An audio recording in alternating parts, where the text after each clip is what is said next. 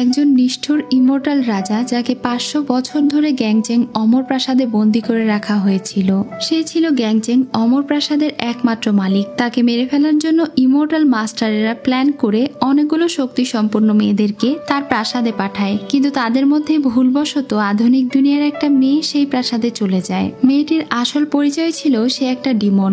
গ্র্যান্ডমাস্টারের নিষ্ঠুরতা দেখে সে ভয় পালাতে চেয়েছিল, কিন্তু ধীরে ধীরে তাদের দুজনের সম্পর্ক এত ভালো হয়ে যায় যে সাধারণ সেই মেয়েটি হৃদয়হীন নিষ্ঠুর রাজাকে ধীরে ধীরে পরিবর্তন করতে শুরু করে। তারা দুজন একে অন্যকে ভালোবেসে ফেলে, কিন্তু এর ফলে অমর প্রাসাদ, দানব জগৎ এবং মানুষের জগৎ, এই তিনটি জগতের শান্তি বজায় রাখার জন্য তারা একসঙ্গে থাকার সিদ্ধান্ত নেয়। তো আজকে তোমাদের জন্য আবার একটি ডিমন ও ইমর্টাল রাজার ফ্যান্টাসি ড্রামা নিয়ে হাজির হয়েছি। এই ড্রামার নাম হলো when destiny brings the Demon. এটি একটি লং ড্রামা। পার্সোনালি এই ড্রামার নায়ককে আমার খুবই ভালো লেগেছে। তোমাদেরও এই কাহিনীটা অনেক ভালো লাগবে। তো চলো ড্রামার কাহিনী শুরু করা যাক। ড্রামার শুরুতেই গ্যাংচেং টাওয়ারে বন্দী হয়ে থাকা ডিমন রাজা সিমা জিয়াওকে দেখানো হয়। সেই টাওয়ারের ভেতরে 500 বছর থেকে বন্দী হয়ে আছে। 500 বছর পার হয়ে গিয়েছে, এজন্য সে বলছিল খুব দ্রুতই আমি মুক্ত হতে চলেছি। সেখানে একটা স্পিরিট ফায়ার এসে তাকে বলে, তোমার সাহস কিভাবে হলো এখানে থেকে বের হওয়ার কথা ভাবার? তোমাকে এই মাউন্টেন শাসন করার জন্য ইমর্টালেরা 500 বছর থেকে বন্দী করে রেখেছে। তুমি চাইলে এখানে থেকে কিছুতেই বের হতে পারবে না, এতটা শক্তি তোমার নেই। কিন্তু সিমা জিয়াও বলে, আমি যদি একবার স্পিরিট ফায়ারের সাহায্যে এখানে থেকে বের হতে পারি, তাহলে এই পৃথিবীতে এমন কারো কোনো শক্তি নেই যে আমাকে আটকে রাখবে। এখন আমার আর শুধুমাত্র একটা জিনিস লাগবে, আমার নিজের ভাগ্যকে পরিবর্তন করার জন্য। এখন আমরা আধুনিক দুনিয়ার একটা সিন দেখি। কারে করে একটা মেয়ে যাচ্ছিল। হঠাৎ করে রাস্তার ট্রাফিক লাইটগুলোতে সমস্যা দেখা দেয়, আর সেই মেয়ে জ্ঞান হারায়। যখন তার জ্ঞান ফিরে আসে তখন সে ভাবছিল এটা আবার কোন জায়গা? আমি কি আবার জীবিত হয়েছি, নাকি স্বর্গে এসেছি, নাকি এটা দোজখ, কোনটা? সে অনেক বেশি কনফিউজ ছিল তার পোশাক আশাক দেখে। এখন সে আয়নায় নিজের চেহারা দেখে তো অনেক অবাক হয়ে যায়, কারণ তাকে অনেক সুন্দরী দেখাচ্ছিল। তখনই সেখানে শিরিন ভ্যালির সু চ্যাং চলে আসে আর তাকে বোন বলে সম্বোধন করে। সে তাকে লিয়াও টিং বলে ডাকে, মানে এই মেয়েটিকে আমরা লিয়াও বলে ডাকবো। সু চ্যাং বলে তাকে তাদের মাস্টার ডেকে পাঠিয়েছে। শিরিন ভ্যালি এবং শিরিন মাউন্টেনের নাম শুনে তার এটা অনেক চেনা চেনা মনে হচ্ছিল, কারণ আধুনিক দুনিয়াতে মিস লিলি তার এই শিরিন ভ্যালি নামক গল্পটাকে খুবই পছন্দ করেছিল এবং এটা নিয়ে তারা একটা মুভি তৈরি করতে চেয়েছিল। মানে লিয়াও আধুনিক দুনিয়াতে একটা লেখিকা ছিল। এসব কিছু ভেবে সে ভাবছিল এসব কিছু আর মনে করে কিছু হবে না, দেখা যাক কি হয়। এজন্য সে সুচাং এর সঙ্গে করে তার মাস্টারের সাথে দেখা করতে যায়। যাওয়ার সময় আশেপাশের পরিবেশ দেখে সে শুধু অবাক হচ্ছিল আর ভাবছিল এ আমি কোন জায়গায় চলে এলাম। মাস্টার এখানে তার বডি চেক করে বলে, 3 সেন্ট মাউন্টেনের ব্যারিয়ার তোমার শরীরকে ড্যামেজ করেছে।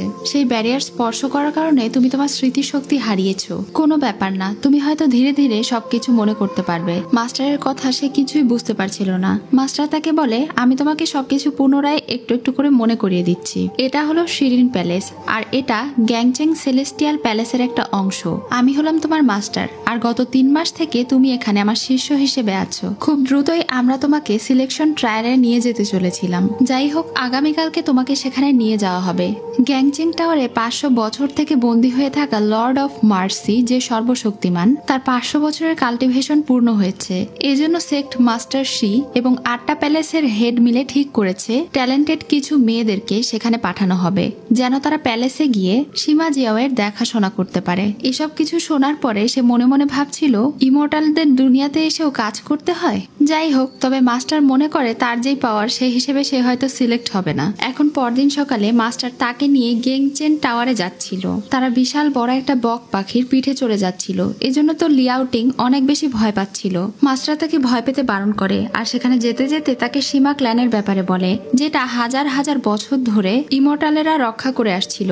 এই ক্ল্যানে যতজন লর্ড এসেছে সব লর্ডের নামের প্রথমে সীমা ছিল, আর এবার যে এই ক্ল্যানের লর্ড হিসেবে সিলেক্ট হয়েছে সে আর কেউ নয় বরং গ্র্যান্ড মাস্টার সীমা জিয়াও। লিয়াও জিজ্ঞাসা করে, গ্র্যান্ড মাস্টার যখন সেখানে থেকে মুক্ত হয়ে বেরিয়েই আসবে, তাহলে তিনি নিজে কেন সিলেক্ট করছেন না মেয়েদেরকে? সেই মাউন্টেন থেকে কেন তিনি বের হয়ে আসছেন না? তখন মাস্টার বলে, এটা আসলে আমিও জানি না, তবে আপাতত এইটুকু শুনেছি সীমা জিয়াও ওই মাউন্টেনে থেকে কিছুদিন বিশ্রাম নিতে চায়। এসব গল্প করতে করতেই তারা ফেংচি প্যাভিলিয়নে এসে পৌঁছায়। এখানে 8টা সেক্টের হেডমাস্টার এবং সেক্ট মাস্টার শি একত্রিত হন। যখন কোনো গুরুত্বপূর্ণ বিষয়ে আলোচনা করার প্রয়োজন হয় তখন মাস্টার এখন তাকে উড়িয়ে মাঝখানে স্টেজে পাঠিয়ে দেয়, কারণ এখানে থেকেই মেয়েদেরকে সিলেক্ট করা হবে। সব মেয়েরা তাকে দেখে অবাক হয়ে যায়। একটা মেয়ে তাকে জিজ্ঞাসা করে সে কোন সেক্ট থেকে এসেছে।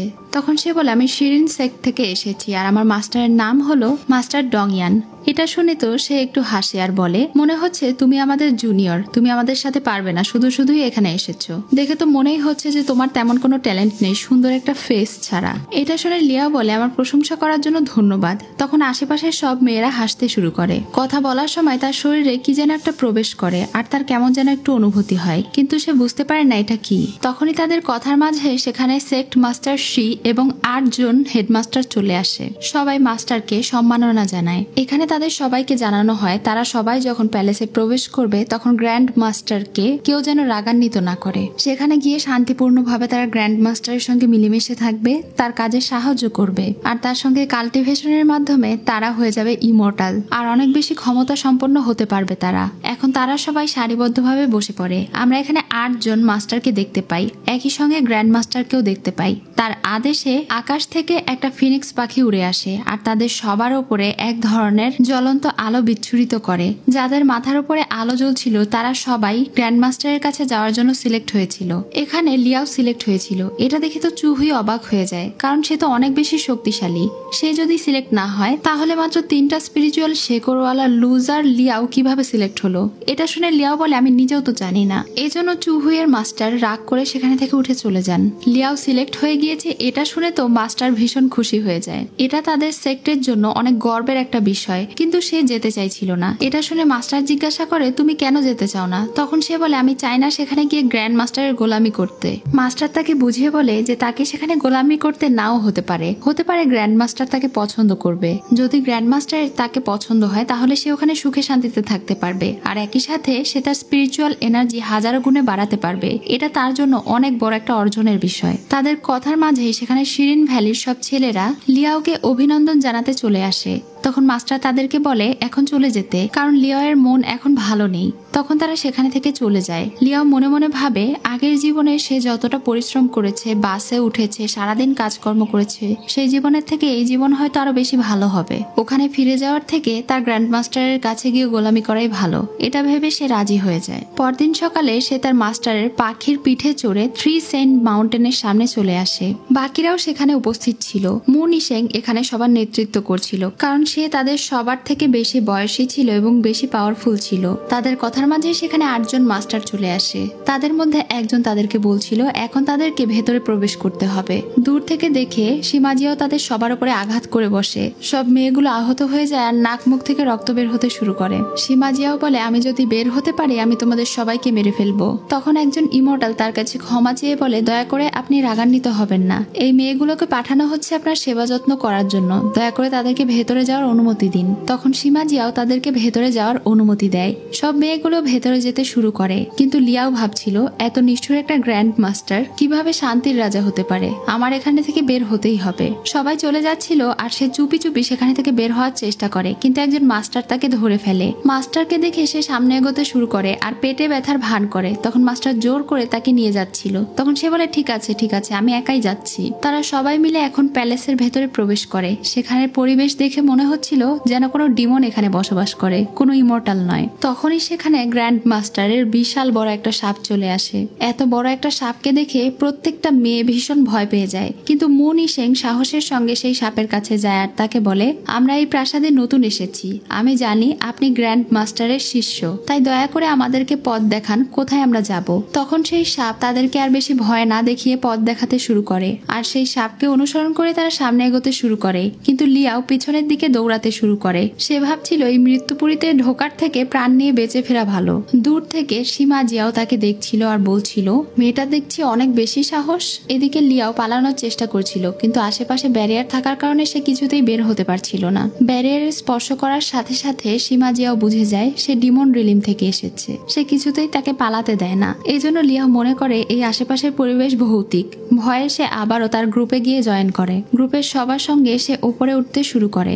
ওপরে উঠতে উঠতে সে অনেক ক্লান্ত হয়ে গিয়েছিল আর ভাবছিল এখানে কোনো এলিভেটর কেন নেই। এখন তারা সবাই গ্র্যান্ড মাস্টারের হলে পৌঁছে যায়। সেখানে গিয়ে আশেপাশে এত রক্ত দেখে মেয়েগুলো ভয় পাচ্ছিল। তখনই সেখানে গ্র্যান্ড মাস্টার সীমা জিয়াও চলে আসে আর তার পোষা প্রাণী সাপটাও চলে আসে। তারা সবাই ঝুঁকে তাকে সম্মান জানাচ্ছিল আর ভয় পাচ্ছিল। কিন্তু লিয়াও এখানে সীমা জিয়াওয়ের পায়ের দিকে তাকিয়েছিল। তার পায়ে কিছু একটা বাধা ছিল আর তার পা এত সফট, নরম আর ফর্সা দেখে সে ভাবছিল নিশ্চয়ই সীমা জিয়াও নিজের পায়ের অনেক যত্ন নেয়। তার পায়ে এত সুন্দর, তাহলে তার ফেস দেখতে কত সুন্দর হবে। এটা ভেবে সে সীমা জিয়াওকে লুকিয়ে লুকিয়ে দেখছিল। সীমা জিয়াও এখন দেখতে পায় মেয়েটি তার দিকে ফ্যাল ফ্যাল করে তাকিয়ে আছে। সে সবার সামনের মেয়েটিকে জিজ্ঞাসা করে, তুমি এখানে কেন এসেছো? তখন সে সীমা জিয়াওকে সালাম দিয়ে বলে, আমি এখানে এসেছি আপনার সেবা যত্ন করার জন্য। এটা শোনা মাত্রই সে রেগে তাকে মেরে ফেলে আর বলে মিথ্যু। মেয়েটিকে মেরে ফেলতে দেখে তারা সবাই অনেক ভয় পেয়ে যায়। আর লিয়াও তো মনে মনে ভাবছিল সে যেন আমার দিকে না আসে। সীমা আরো একটা মেয়েকে জিজ্ঞাসা করে সে এখানে কেন এসেছে। মেয়েটি যখন কথা বলে সে তাকে আঘাত করে। সবাই দেখতে পায় মেয়েটির রূপ বদলে গিয়েছে। আসলে এখানে যতগুলো মেয়ে এসেছে তাদের বেশিরভাগ মেয়েরাই হয় সীমাকে মারার উদ্দেশ্যে এসেছে আর নয়তো তার কাছে থেকে স্বার্থ হাসিলের জন্য এসেছে, পাওয়ারফুল হতে এসেছে। লিয়াও তো এসব কিছু দেখে ভয়ে সেখানে থেকে পালাতে চাচ্ছিল। সীমা তখন বলে এখানে আরেকজনের আবার সাহস বেড়েছে। সে এখন তার মুখ চেপে ধরে আর তাকে বলে আমার দিকে তাকাও। লিয়াও ভয়ে ভয়ে যখন তার দিকে তাকায়, ঠিক সেই সময় সীমার কপালে স্পিরিট ফায়ার জেগে ওঠে। সে তখনই তাদের সবাইকে দ্রুত বেরিয়ে যেতে বলে। তারা সেখানে থেকে বেরিয়ে আসে। সবাই বের হয়ে ভাবছিল গ্র্যান্ড মাস্টার ওই লিয়াওকে কেন ছেড়ে দিল। নিশ্চয়ই তার মধ্যে স্পেশাল কিছু আছে। এত বেশি হেঁটে লিয়াওয়ের পা ব্যথা করছিল। এটা দেখে রুলিং তার কাছে যায় আর নিজের জাদু দিয়ে তার পায়ের ব্যথা ঠিক করে দেয়। তখন তো সে অনেক খুশি হয়ে যায় আর তাকে তার বন্ধু বানাতে চায়। রুলিং বলে তোমার কোনো সমস্যা হলে আমার সঙ্গে এসে দেখা করো। রুলিং এখানে বুঝতে পারে লিয়াও হলো ডিমন রিলিমের। এই জন্য তার একটু সন্দেহ হচ্ছিল যে এই মেয়ের মধ্যে আসলে কি আছে। এখন ইমর্টাল ডিমন ব্যারিয়ার দেখানো হয়। এখানে এমন একটা ব্যারিয়ার ছিল যে জাদু ব্যারিয়ারের কারণে ইমর্টাল দুনিয়া এবং ডিমন দুনিয়াকে আলাদা করা যেত। ইউয়ান সাং নামের এই ইমর্টাল ছেলেটি ডিমন দুনিয়ার একটা লোকের সঙ্গে কথা বলছিল। সে বলছিল লিয়াও টিং গ্র্যান্ড মাস্টারের ওখানে পৌঁছে গিয়েছে। সে যেন সিলেক্ট হয়, এজন্য অন্য একজনের পাওয়ার আমি তার শরীরের মধ্যে দিয়ে দিয়েছিলাম। এটা শুনে ডিমন রিলিমের ওই লোকটা অনেক খুশি হয়ে যায় আর তাকে বলে খুব ভালো করেছো। এখন শুধু এই গ্র্যান্ড মাস্টার সীমা জিয়াওয়ের মৃত্যুর অপেক্ষায় থাকলাম। সে মারা যাওয়ার পরে আমাদেরকে আর এই ব্যারিয়ারের মধ্যে থাকতে হবে না। আর এই ব্যারিয়ার ভ্যানিশ হয়ে গেলে তুমি আমাকে যেই কথা দিয়েছিলে সেই কথাটা রাখবে আর তুমি যা চাইবে আমি তোমাকে তাই দেব। এদিকে মাস্টার শিকে দেখতে পাই। তাকে এসে একজন জিজ্ঞাসা করে 500 বছর পরে এখন আবার তারা কেন গ্র্যান্ড মাস্টারের কাছে এতগুলো মেয়েকে পাঠিয়েছে। এখন আমরা জানতে পারি কেন গ্র্যান্ড মাস্টার সীমা জিয়াওকে এতদিন ধরে বন্দি করে রাখা ছিল। আসলে ছোটবেলায় সীমা জিয়াওয়ের বাবা মা একসঙ্গে মারা গিয়েছিল। সেই যুদ্ধে শুধুমাত্র সীমা জিয়াও বেঁচে গিয়েছিল। কিন্তু সীমা জিয়াওয়ের মাথায় থাকা সেই স্পিরিট ফায়ারের মার্ক দেখে তারা সবাই চিন্তিত হয়ে পড়ে। কারণ একে তো সীমা জিয়াও সবচেয়ে বেশি পাওয়ারফুল ছিল আর একই সাথে তার রক্তের সঙ্গে সেই স্পিরিট ফায়ার মিশে গিয়েছিল, যার কারণে শিশু সীমা জিয়াওকে প্রত্যেক রাতে অনেক বেশি কষ্ট সহ্য করতে হতো। তার পুরো শরীর, হাড় এবং মাংস জ্বলে যাচ্ছে এমন একটা যন্ত্রণা যেটা কেউ সহজে সহ্য করতে পারে না। কিন্তু যেহেতু সে তার বংশের মধ্যে একজনই ছিল, তাই তার বংশকে রক্ষা করার জন্য 8 জন মাস্টার মিলে তাকে 500 বছরের জন্য ওই টাওয়ারের মধ্যে সিল করে রেখে দেয়, যেন সে সুইসাইড করে না ফেলে এবং পরবর্তীতে তার বংশধর পাওয়া যায়। যদিও সীমার পরিবার ছিল শান্তির প্রতীক, কিন্তু তার শরীরের মধ্যে স্পিরিট ফায়ার মিশে যাওয়ার কারণে সে অনেক বেশি উগ্র এবং রাগান্বিত হয়ে গিয়েছে। আর 500 বছর পরে এসে 8 জন মাস্টার না জানি কি সব প্ল্যান মনে মনে করে বেড়াচ্ছে। এদিকে সীমা জিয়াওকে দেখি, সে শুধু আজকের দিনের ব্যাপারে ভাবছিল আর ভাবছিল লিয়াও নামের সেই মেয়েটি তার দিকে তাকানো মাত্রই তার স্পিরিট ফায়ার কেন এমন উগ্র হয়ে উঠল। তাহলে কি সেই ওই মেয়ে যাকে সে খুঁজছিল? এখানেই আজকের এপিসোড শেষ হয়ে যায়। সো ভিউয়ার্স, তোমাদের যদি এই ড্রামার কাহিনী ভালো লেগে থাকে তাহলে প্লিজ আমার চ্যানেলটিকে সাবস্ক্রাইব করে দিও। আর নেক্সট এপিসোড খুব দ্রুতই নিয়ে আসবো, সেই পর্যন্ত অপেক্ষা করো।